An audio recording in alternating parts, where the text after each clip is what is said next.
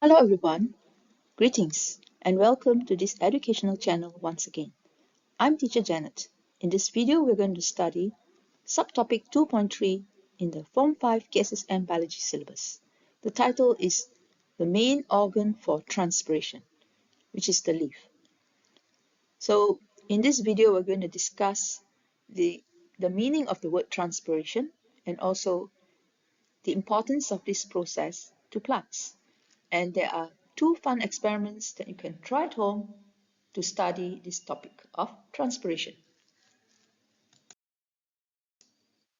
Learning standards are as follows. Firstly, we should be able to justify the necessity or importance or function of transpiration in plants.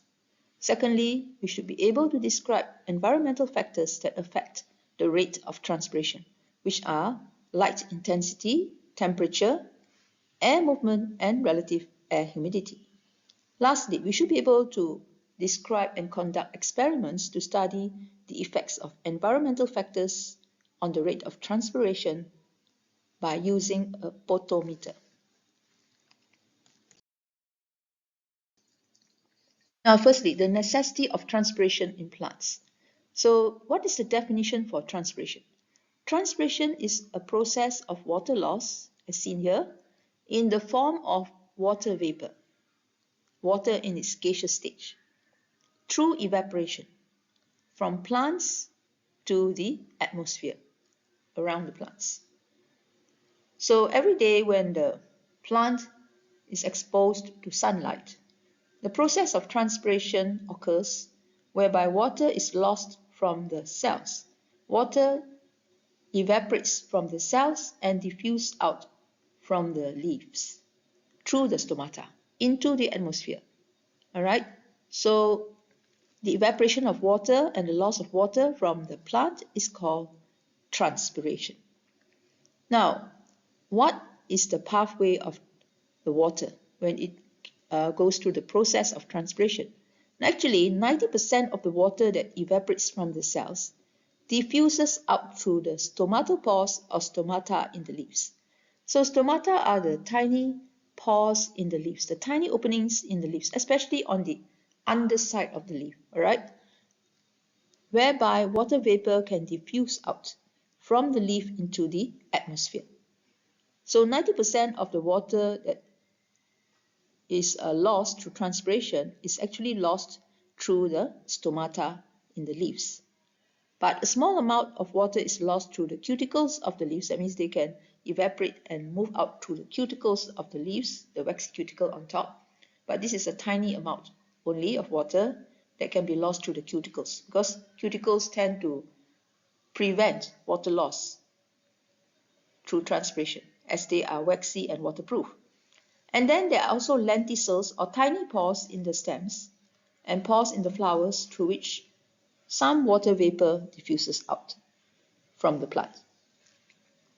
Now let's look at the pathway of water in the plant, starting from water that diffuses from the soil here into the roots of the plant by osmosis. Next, the water is transported by the xylem, as you can see in this picture. All right, these are all water molecules. So they are transported by xylem tissues, especially the xylem vessels and tracheids, from the stem to the veins of the leaf. Okay, so the veins also contain the xylem vessels for transport of water. And then from the veins, the water goes into the leaf cells, diffuses into the leaf cells by osmosis, such as the mesophyll cells in the leaf, palisade mesophyll cells and spongy mesophyll cells. Now, heat from the sun will cause the water in the cell to evaporate. So the water will move out from the cell onto the cell walls, and then it will evaporate from the cell walls into the air spaces inside the leaf. All right? And then from the air spaces, the water vapor diffuses out through the stomata into the atmosphere, which has lower concentration of water vapor compared to the inside of the leaf. Right, let's take a look at the picture to understand transpiration. So basically transpiration is this part when the water evaporates from the cells moves into the air spaces and then diffuses out from the air spaces through the stomata into the atmosphere. That is mainly what it means by the process of transpiration. So here's a picture to show you the pathway of water more clearly, right? Now, the notes here are the same as the one in the previous slide. Okay, just use it to explain. Water diffuses from the soil into the roots of the plant by osmosis. Next, the water is transported by the xylem. Okay, now this is a xylem, enlarged picture of the xylem vessels that are joined end to end. So the water is transported by the xylem from the roots upwards to the stem and then to the veins of the leaf. So this is one of the veins, right? And all these molecules are the water molecules. H2O, the blue circles represent the hydrogen atoms, and the yellow one is the oxygen atom. So the water molecules will move up the xylem vessels through a force called transpirational pull, and they will be sucked upwards and then into the vein. And then from the veins in the leaf, the water will diffuse by osmosis into the leaf cells. For example, into the palisade mesophyll cells here, or the spongy mesophyll cells below the veins here. Now next, the water will move out of the cells on a hot day, and they will evaporate from the walls, the cell walls of the cells, into all these air spaces, okay, in the spongy mesophyll layer. Then it has become water vapor, right? So the water vapor diffuses out of the stomata here, or stoma, into the atmosphere. Okay, so transpiration is this part here. The process of transpiration is the process of water loss from the leaf cells through the stomata into the atmosphere in this case. All right. So transpiration involves two processes: evaporation of water from the walls of the cells into the air spaces in the leaf. All right. And then diffusion of water molecules out of the stoma, or out through the stoma into the atmosphere. Evaporation of water and diffusion of water, all right, are involved in the process of transpiration. Now here we see a xylem vessel in this part here that transports water upwards. Okay, so this diagram shows you the pathway of water, and then here it shows you the process of transpiration in the leaves.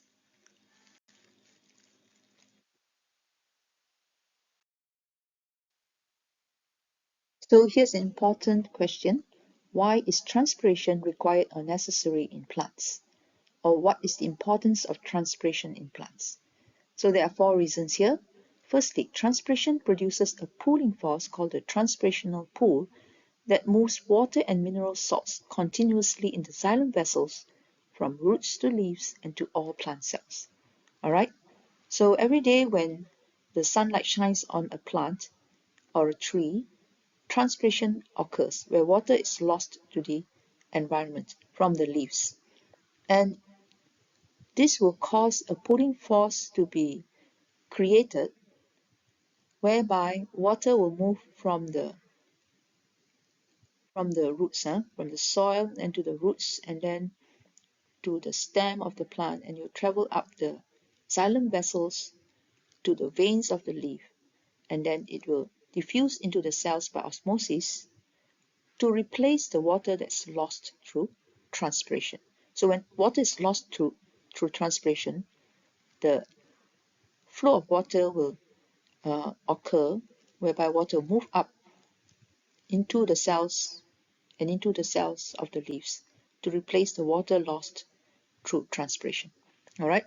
So this pulling force is very important, and it can move water up from the roots to the leaves. A lot of water will be moved up from the roots to the leaves every day. All right, when transpiration occurs. Then this water is used in photosynthesis to produce organic food substances in leaves. So 99% of the water absorbed by the roots of a plant are released into the air as water vapor. They are lost. But 1% of the water that is absorbed will be used in photosynthesis. all right, according to the equation WEC arrow GO. Okay, this is the short form or acronym for photosynthesis. Water plus carbon dioxide plus with the help of light energy, E is for light energy, and in the presence of chlorophyll or absorbed by light absorbed by chlorophyll produces glucose and oxygen. So water is a substrate in photosynthesis and it's needed by the leaf cells, the mesophyll cells for photosynthesis, right? By the way, the transpirational pool will be discussed more in, I think, chapter 4, right? So don't worry about that. Now, secondly, apart from the water also carries with it the mineral salts that are dissolved in the water. So the mineral salts will be used for plant growth and development. Mineral salts like nitrates and also magnesium ions and so forth. Okay, these are important for plant growth and development. So next, the third reason why transpiration is required is that the evaporation of water from the leaves here requires latent heat of vaporization. So firstly, the water on the cell walls of the cells here, like the spongy mesophyll cells and the palisade mesophyll cells. The water on the cell walls will absorb the heat energy from the leaf in order to evaporate as water vapor. Okay, now this is similar to sweating. When we sweat, we cool down, right?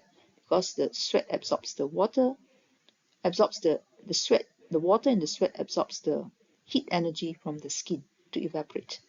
And so when the water evaporates from the skin, we feel there's a cooling effect on the body because the heat has been absorbed by the water, which evaporates. Similarly, in plants too, water absorbs heat energy from the leaves. Okay, the water on the outside of the cells absorbs the heat energy from the leaves and evaporates as water vapor, then diffuses out of the leaf here. So this gives a cooling effect on the plants in hot weather. Now, lastly, water carried to the cells helps to keep the cells turgid to give support to the leaves and stems. Okay. Now we're going to discuss a few experiments to prove that the stoma or stomata in the leaf are the sites of transpiration.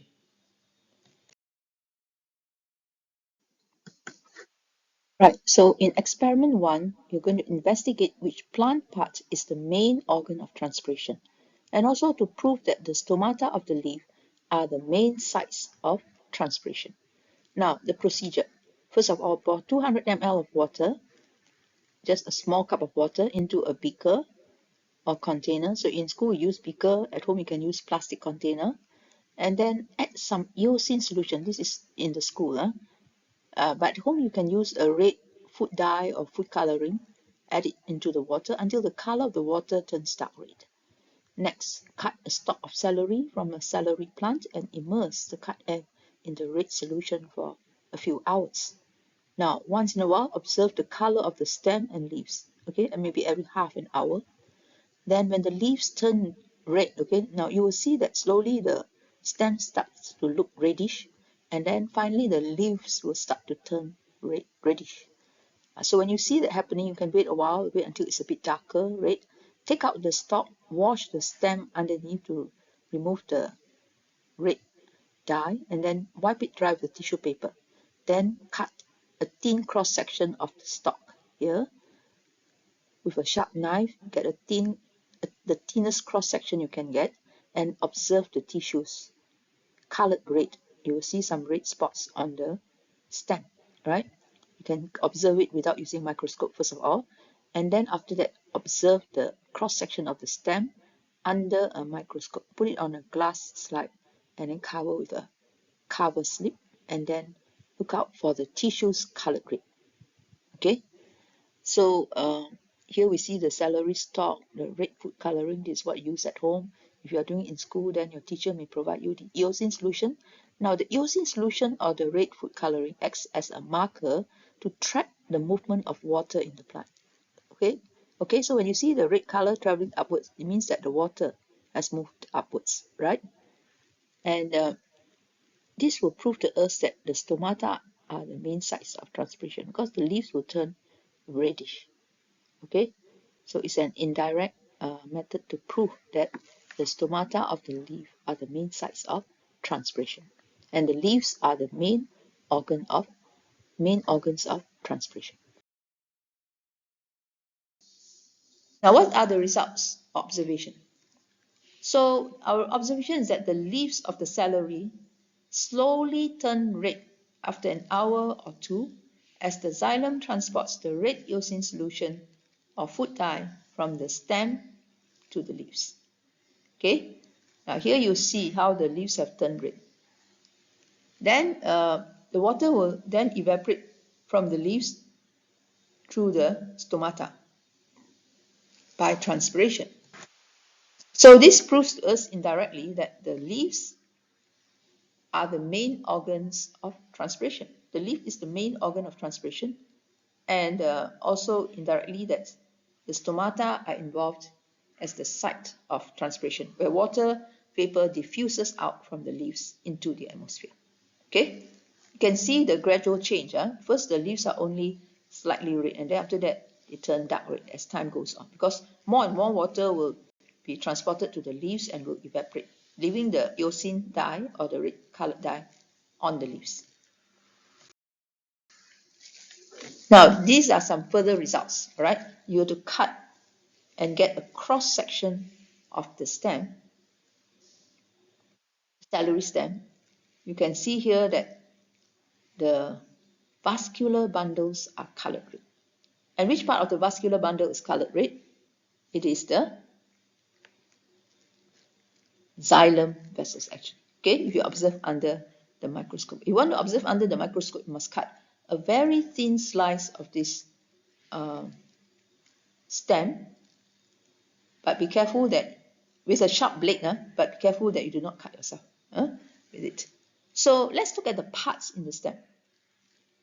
Now, this part here is to prove, the cross section here proves to us that the water has been transported by these tissues up the stem.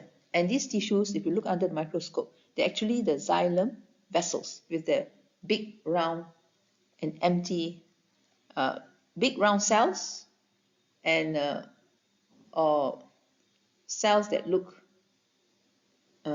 rounded or oval in shape. And then the center part of the cell is hollow, okay, to transport water. So those are the xylem vessels, as you can see here. Now, the epidermis is the outermost layer here, right? And then at the corners here, there are the cells that provide support. You can see some kind of borders here, right? Now, these are the collenchyma cells that have cell walls thickened with cellulose and pectin. So this tissue provides support to the plant, okay? And the cells are living cells. Okay, now next is the cortex here, and then you have the vascular bundles, and then you have the pith in the center here, which are made up of parenchyma cells. So if you look at the vascular bundles under the microscope, you see that actually there are a few parts. The outer layer is called the phloem, then the center layer here is the cambium, and lastly we have the xylem tissues that are stained red, especially the xylem vessels. Okay, as can see in this picture here, it is not exactly, it is taken from another plant, but it's similar, right, to what you can see in the celery stem. Now, if you don't have celery stem, you can also use sawi or chaisim or mustard green stem as a substitute for the celery stem. So the procedure is still the same. Insert the vegetable stem into the food coloring solution or eosin solution or the red dye, and after 1 to 2 hours, if you see that the leaves have turned reddish, you can take out the plant, and then cut and make cross sections of the stem, right? And we'll still get the same results, whereby we can see certain parts of the stem that are colored red. These are the xylem tissues in the vascular bundles, all right, which are stained red because of the eosin solution that is transported in the xylem tissues. So here's another interesting observation. If we cut through the celery stem lengthwise, we can see the longitudinal section of the celery stem, and the appearance of this stem is that we can see many tiny lines, red lines, running from the bottom of the stem up to the leaves. These are the xylem tissues that are stained red by the eosine dye or the red dye. So the xylem tissue is stained red, and you can see that they form long continuous tubes from the bottom of the stem up to the leaves. So these xylem tissues contain the xylem vessels that are joined end to end to form the long continuous tubes that stretch from the roots to the leaves to transport water. Now this is the external surface of the stem. You can see a lot of red lines here forming as the water is being transported together with the eosine up to the leaves. And here I've separated out the xylem tissue, which is stained red by the eosine solution. Okay, it's inside the stem actually. So you can see the long continuous tube-like structures that transport water. Now this experiment also proves that the xylem tissue transports water continuously from stem to leaves. Let's look at the second experiment, which you can carry out at home or in school. Alright, this is a very simple experiment, but it can prove that the leaf or stomata is the site of transpiration. It's just an experiment that you can try out. So for the procedure, find a leafy branch of a plant in your school garden or at home in the garden, and do not cut the leafy branch from the plant. Just leave it there. Then wrap one part of the leafy branch or leafy twig in the transparent plastic bag. Alright, transparent, so that you can see anything that goes on inside it. So wrap it up and tie it quite tightly at this end here. Alright, so the whole twig here is enclosed in a plastic bag. Then leave for a few hours. Leave this plant for a few hours outside the home in the sunlight. Now, after a few hours, or maybe 1 hour or more, observe the bag itself.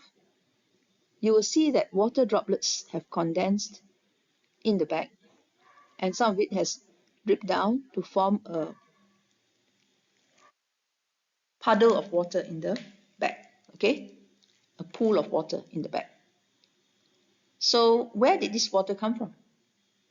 Yes, it's actually comes from the lower part of the tree. The water was transported through the stem and then to the veins of the leaf, right, in the xylem vessels, and then it evaporated out from the cells and diffused out from the stomata of the leaves into the environment. But because we have placed the whole twig in the plastic bag, the bag will trap this water vapor, and then the water vapor may condense in the bag, and the water may collect. It may turn back into liquid state and then collect. The water can collect inside the bag, right?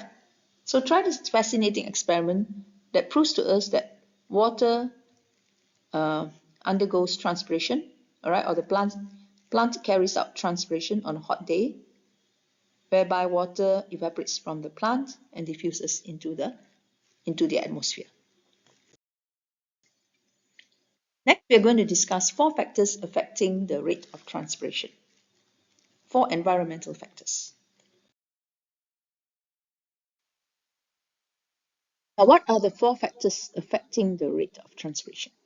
So the rate of transpiration is affected by 4 environmental factors, namely light intensity, temperature, relative air humidity, and air movement. Memory tip: remember the word RAH. RAH is for relative air humidity, L for light intensity, A for air movement or speed of air movement, and T is for temperature. Okay, RAH. Lat is the name of a person. So RAH means the error, right? Error for in physics. Right, so remember the name Rala. Now let's look at the four graphs of transpiration rate against light intensity, transpiration rate against temperature, transpiration rate against wind speed or air movement, and transpiration rate against the relative air humidity. So we have to know how to explain these graphs and what is the relationship between the various factors and the rate of transpiration. So the first environmental factor we're going to discuss is light intensity. How does light intensity affect the rate of transpiration? Okay, so if you look at this graph, it is a graph that curves upwards. All right, from 0 onwards, it curves upwards, and then it becomes constant at around x. All right, so first we have to be able to state the relationship between light intensity and the rate of transpiration, and then we have to be able to explain the relationship. For relationship, we use the format, the higher the factor, the higher or lower the rate of transpiration. So the higher the light intensity, so as light intensity increases here, the higher the rate of transpiration, okay, until point X. So after that, explain the graph, the shape of the graph. Now the explanation. During the day, higher light intensity, when the sun shines more brightly, the higher light intensity will stimulate the bigger opening of stomata by gut cells. All right. Now, so how do we explain that? Let's look at this box here. Okay, so if there's a bigger opening of stomata, then this will increase the rate of transpiration. So this explains the relationship. The higher the light intensity, the higher the rate of transpiration. But if we are going to explain in more detail, we have to refer back to the mechanism of opening of the stomata by gut cells. Okay, now here's the explanation in brief, which we have discussed earlier. When there's higher light intensity, the rate of photosynthesis in the gut cells here will increase. And then the chloroplast will carry out photosynthesis faster, and then it will produce more sucrose in the gut cells, right? So this will increase the sucrose concentration, denoted by the red triangle, in the gut cells. Now, apart from that, potassium ions will also be moved into the gut cells. So all this will increase the solute or dissolved substances in the gut cells and increase the solute potential in the gut cells. Then this will cause more water to diffuse from the epidermal cells outside into the gut cells by osmosis, right? So water diffuses in, and then the gut cells will become more turgid with water, and then they will curve out more, so the stoma will open bigger, and the rate of transpiration increases as more water can be released or can diffuse out from the inside of the leaf into the environment through the gut cells. Okay, so this will increase the transpiration rate. So this is the first explanation for the effect of light intensity. Now, the second explanation is that light also provides heat energy for the leaves. And this will increase the evaporation of water from the leaves, and it will increase the transpiration rate. Then the explanation of the graph at X. All right. So as the light intensity increases, the rate of transpiration increases, as we see here, until it becomes constant at X. Why does the graph become horizontal after that? At the point X here, it means that light intensity no longer is the limiting factor, because as you increase the light intensity from this point onwards, the rate of transpiration does not increase. Now this is because other factors like relative air humidity, temperature, and air movement become the limiting factors instead. Okay, so this means that actually the relative air humidity, temperature, and air movement were kept constant, okay, when we are studying the effect of light intensity. But now you have to increase, say, relative air humidity, sorry, you have to increase temperature, but you must decrease relative air humidity, okay, for the rate of transpiration to increase. You can also increase the speed of air movement for the rate of transpiration to increase after point X. So The other factors become the limiting factors at this point here. Light intensity is no longer the limiting factor. Okay.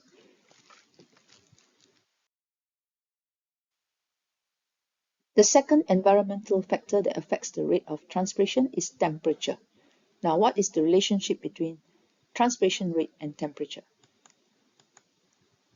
The higher the temperature, right, the higher the rate of transpiration. You can see that the graph curves upwards.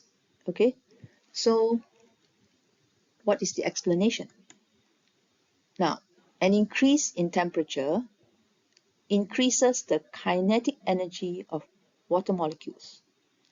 Okay, so when temperature increases, the water molecules will move faster, and this increases the rate of evaporation of water from the cells and also the diffusion of water from the leaves. Okay, so when the water molecules move faster, they have more kinetic energy, they move faster, they will evaporate faster, and they will also diffuse out of the stomata faster, right? So the water molecules will move faster or diffuse faster out of the stomata, and the rate of transpiration increases. So more water will move out and more water is lost to the environment. So the shape of the graph is similar in a way to the first graph on light intensity. The third factor is air movement. So how does air movement affect the rate of transpiration? Sometimes it's called the wind speed or the speed of air movement, the surrounding air around the plant. Okay. So relationship, the faster the air movement, the higher the rate of transpiration. Again, the graph curves upwards. Okay, from 0 point, as we increase the wind speed, the graph will curve upwards. Now, explanation. The movement of air carries away water molecules that have diffused out of the leaf. So let's refer to this graph, this diagram here. Okay. Now, so this is the leaf, and this is the vein here, and here we see the water molecules having evaporated from the cells. All right. So the movement of air carries away water molecules that have diffused out of the leaves. So imagine that this is the section of the leaf, and there's air moving very fast, okay, underneath the stoma or stomata. So this will cause the water molecules that have diffused out to be carried away very quickly from the area around the stoma. This will increase the concentration what of the water molecules inside and outside the leaves. The difference in concentration, how do we say that? Yes, it's the concentration gradient, okay, of the water molecules inside and outside the leaves, right? So when the difference in concentration of water molecules inside and outside the leaf increases, the rate of diffusion of water molecules from the leaves to the surroundings will increase. Okay, the greater the difference in concentration of water inside and outside the leaves, the faster the diffusion of water molecules from the leaves, from inside the leaves to the outside or to the surroundings.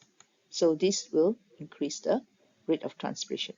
Okay, so rate of transpiration increases in windy conditions. But on the other hand, when there's little air movement surrounding the leaf, there's little air movement, the water vapor will accumulate around the stomata, right? And the concentration gradient of water inside and outside the leaf will be less, right? It will decrease. They're maybe almost the same. That means outside there's a lot of water vapor, inside also there's a lot of water vapor, all right? So this will affect the diffusion of water from the leaf, from inside the leaf to the environment. It will decrease the diffusion of water, and this will decrease the transpiration rate.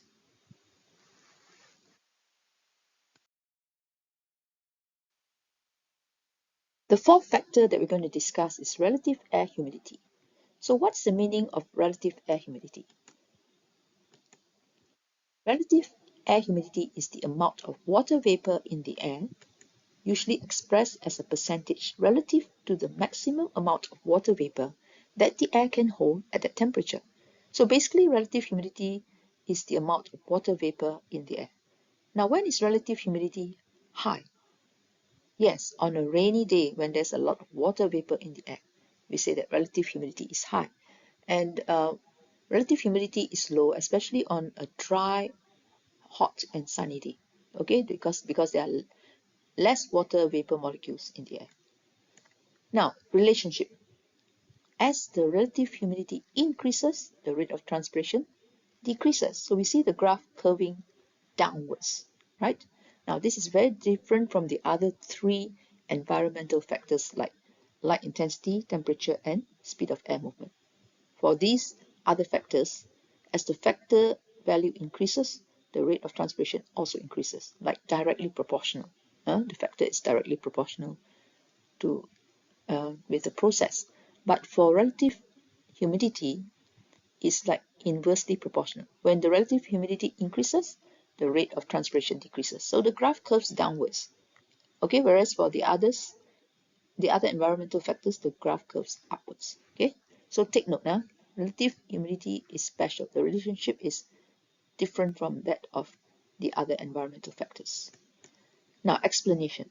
When relative humidity of air is high or increases, especially on a rainy day, the air is saturated with water vapor. So let's look at the picture of the leaf here. Now, on a rainy day, the air outside, okay, below the stoma is saturated with water vapor. So here are a lot of water vapor, water molecules. Then the concentration gradient of water inside and outside the leaf decreases. It means that the difference in concentration of water molecules inside and outside the leaf decreases. Meaning to say there are a lot of water molecules in the leaf and a lot of water molecules outside the leaf, right?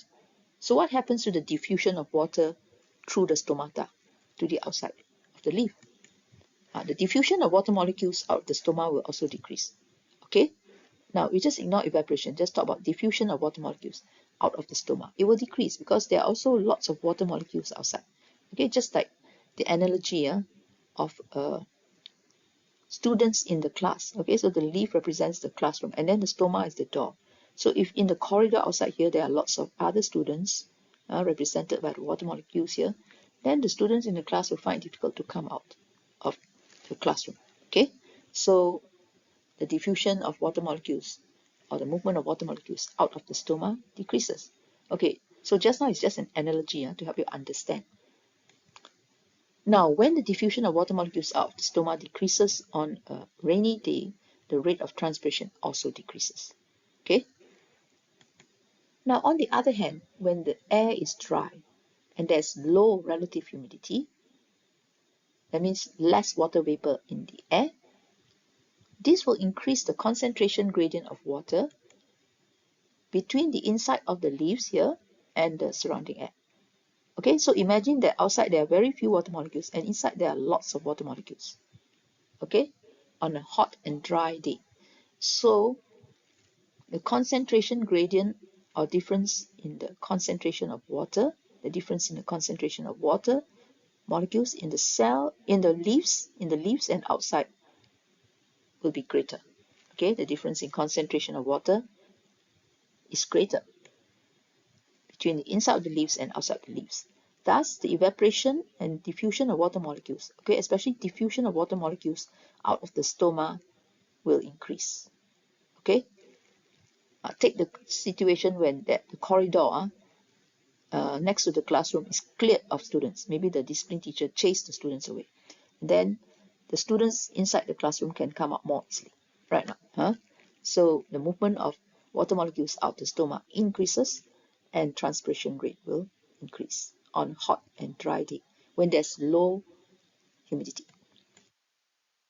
Now, thus, related to D, thus the lower the relative humidity of the atmosphere, there's less water vapor in the air, and the faster the water vapor escapes or diffuses from the stoma in the leaf into the air, so the higher the rate of transpiration.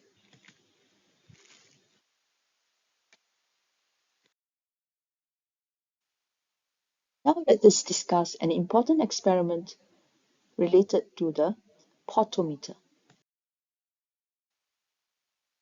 So here's an experiment 2.2, which is to study the effects of environmental factors on the rate of transpiration by using a potometer. So this experiment is discussed on page 38 in your Form 5 textbook, right? So the environmental factors studied are the speed of air movement, light intensity, temperature, and relative air humidity. Okay, think of the word rahlat. Now, actually, a full discussion of this experiment will be done in the next video. So please watch the next video for a discussion of this experiment. But here I will discuss briefly what it's about, as we have a question related to it here. Right? So this whole setup is called a potometer, not photometer, potometer, like a pot, where you put the plant in.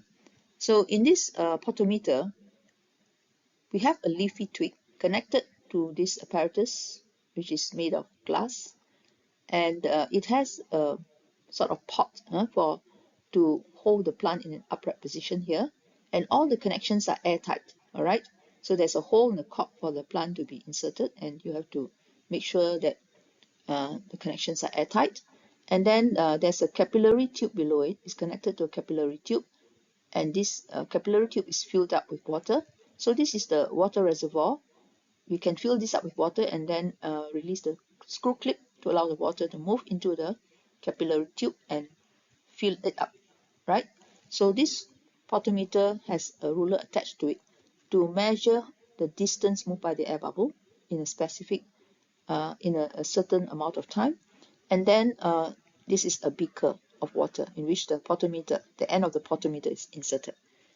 So first of all, you have to introduce an air bubble as a marker to see how fast the air bubble moves. How fast is the water uptake by the plant? Now, the principle behind this potometer is like this. First, you have a leafy twig that carries out transpiration. Okay, so water is lost from the leafy twig. This creates a suction force called the transpirational pull that will cause water to be taken up by the leafy twig. All right, so the faster the rate of transpiration, the higher the rate of transpiration, the higher the rate of water uptake into the plant to replace the water that's lost through transpiration. Now, then as the water is taken up by the plant, the air bubble will move in the direction of the plant. Okay, so the higher the rate of transpiration, the higher the rate of water uptake, and the faster the air bubble will move in the potometer. Okay, so then we assume that the rate of water uptake equals to the rate of transpiration. And one way to measure the rate of transpiration is we can fix the distance moved by the air bubble, which is a marker. So let's say 10 cm, and then you just time how long it takes for the air bubble to move 10 cm in the potometer. So your rate of transpiration will be distance divided by the time taken. So if the air bubble moves 10 cm in 5 minutes, your rate of transpiration equals to distance over time. So 5 cm divided by 10 equals to 0.5 cm per minute. This is just one example, okay, of how the rate of transpiration is calculated. So never mind if you have not really understood clearly, just watch the next video for a discussion of the experiment. Now let's test ourselves by trying out some questions to see whether we have understood what was discussed in this video. Now let's test ourselves to see whether we've understood what was discussed earlier, right? So these questions are also important for SPM, and they are the sort of questions that can come out in SPM. So these are like soalan, ramalan, or forecast questions for you, okay? So try the questions first by pausing the video, and we'll discuss the answers afterwards. Okay, let's look at the questions. Which set of environmental factors causes the plant to have the highest rate of transpiration? So you must know that the relationship between the environmental factor and the rate of transpiration. For the speed of air movement, light intensity, and temperature, the relationship is that as these factors increase, the rate of transpiration also increases. It's like a, within inverted commas, directly proportional relationship, right? But for relative air humidity, as we increase the relative air humidity, the rate of transpiration decreases. It's like an inversely proportional relationship. So here, to have the highest rate of transpiration, speed of air movement must be high, light intensity must be high, correct? Okay, this will all increase the rate of transpiration. Relative air humidity, if it's high, what happens? Now, as the relative humidity increases, the rate of transpiration decreases. So this is wrong. It will not help to increase the rate of transpiration. So look for one where it's high, high, and low. The answer is D. Okay. So for relative air humidity, when we decrease the relative air humidity and the air is drier, the rate of transpiration will increase, all right, to be higher. So let's look at number 2, which is a HOTS question. A student decides to propagate his purple hibiscus plant through stem cuttings. He removes some leaves from each cutting before planting the cuttings in the ground for them to grow roots. Why does he remove some leaves from each cutting? So what is in the leaves? Right, so the leaves contain the stomatal pores or stomata.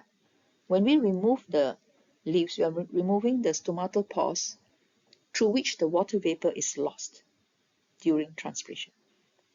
Now, this will help to decrease the rate of transpiration because there are less stomatal pores for the water to be lost through them. Okay, so it is to reduce the rate of transpiration of the stem cuttings because these stem cuttings do not have roots yet. So we want to prevent them from losing water as they are not able to absorb the water from the soil without roots until they grow roots. So while waiting for them to grow roots, we can plant them in the soil, but make sure that the rate of transpiration or water loss is reduced by removing some leaves. The more leaves the stem cutting have, the faster or higher the higher the rate of transpiration, and it could cause the stem cutting to dry up and die due to dehydration. So the answer is B, to reduce the rate of transpiration, okay, for stem cuttings that have not grown roots. Here's a more challenging question. So try the question first and then we will discuss the answer. If you can answer this question accurately, then you would have understood what was discussed in this topic. So try the question first. Pause the video and try the question. Right, now let's look at the question. The diagram shows the setup of an experiment. Which of the following changes in conditions will cause the air bubble to move from X to Y in a shorter time? So first of all, we must know this is a potometer. And the potometer measures the rate of transpiration. Now, how does it do it?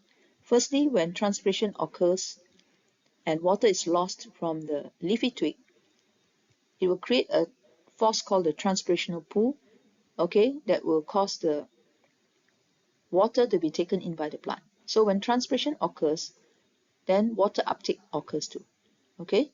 And then when the water is taken up by the plant, the air bubble will move towards the plant. All right, so the faster the rate of transpiration, the faster the rate of water uptake, and the faster the air bubble will move. Okay, and the shorter will be the time for the air bubble to move from X to Y. So we assume here that the rate of transpiration equals to the rate of water uptake. So essentially what is asked here is how do we increase the rate of transpiration to increase the rate of water uptake by the plant and increase the speed in which the air bubble moves from X to Y. Okay, so which of the following suggestions will help to increase the rate of transpiration? Now, let's look at the first one. Decrease the surrounding relative humidity. So if you decrease the surrounding relative humidity, it means that the air becomes drier, all right? And then the rate of transpiration will increase, right? Because the relationship is like this. As the relative air humidity increases, the rate of transpiration decreases. Or as the relative air humidity decreases, the rate of transpiration increases. It is like an inverse relationship. Okay? So when you decrease the surrounding relative air humidity, rate of transpiration increases. So more water will be lost to the environment, water uptake into the plant will be faster, and the air bubble will move faster from X to Y. So the time taken for the air bubble to move from X to Y will be shorter. So in this case, the fixed variable is the distance X to Y. It could be, let's say, 10 cm, and the time taken for the air bubble to move from X to Y is the responding variable. Okay, so A is the answer, because when we decrease the surrounding relative air humidity, the rate of transpiration increases and the rate of water uptake into the plant increases. So the air bubble will move faster from X to Y. So it will move from X to Y in a shorter time compared to the original situation. Now, these other three choices are actually decreasing the rate of transpiration. When you decrease the surrounding light intensity, the rate of transpiration decreases. So rate of water uptake will decrease. Air bubble will move more slowly. Now, when you cover the twig with a plastic bag, what is the environmental condition involved? Yes, you are making the air stationary. Okay, the air surrounding the twig will be stationary. There will be less air movement. So the lower the speed of air movement, the lower the rate of transpiration. Now, if you pluck out and remove 3 leaves from the plant, you're actually removing the stomata through which the water vapor is lost. So by decreasing the number of stomata on the leafy twig, the rate of transpiration will also decrease. Okay, so A is the only one in which the rate of transpiration increases. So A is the answer.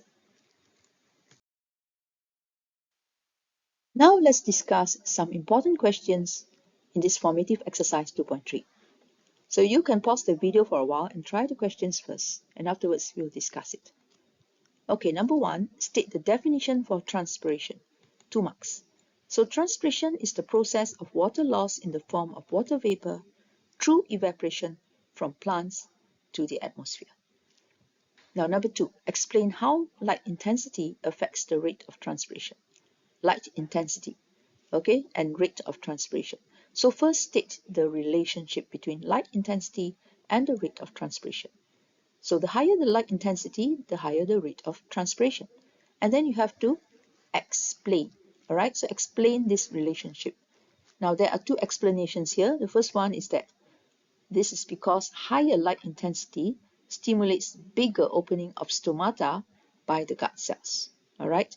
As we have discussed in the previous slides, when the light intensity is higher, photosynthesis occurs more in the gut cells, right?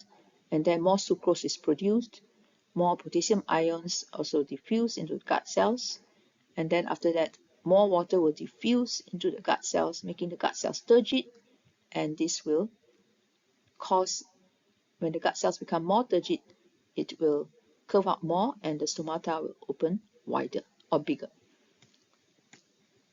So this will increase the rate of transpiration. Now, another reason, light also provides heat energy to leaf cells. So this will increase the evaporation of water from the leaf cells. And then the diffusion of water also is faster out of the stomata due to the heat energy provided. Number 3, the leaf surfaces of some plants near a factory are covered in thick dust and pollutants. Explain how this condition affects the rate of transpiration. 3 marks. This is a HOTS question. So imagine the leaves are covered in thick dust and pollutants. So dust that covers the surfaces of leaves blocks the stomatal pores. So this is the effect of dust on the surface of leaves. It blocks the stomatal pores.